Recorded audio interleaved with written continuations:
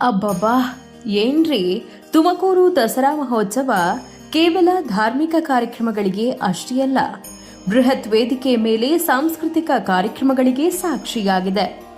ಸಂವಿಧಾನ ಜಾಗೃತಿ ರಂಗಗೀತೋತ್ಸವದಲ್ಲಿ ಕಲಾವಿದರು ತಮ್ಮ ಗಾಯನದಿಂದ ಪ್ರೇಕ್ಷಕರ ಮನಸೆಳೆದು ರೋಮಾಂಚನಗೊಳಿಸಿದ್ದು, ಸೋಬಾನೆ ಪದಗಳೊಂದಿಗೆ ಮಹಿಳೆಯರ ಭಕ್ತಿ ಸಾಂಸ್ಕೃತಿಕ ಬಣ್ಣ ತುಂಬಿತು.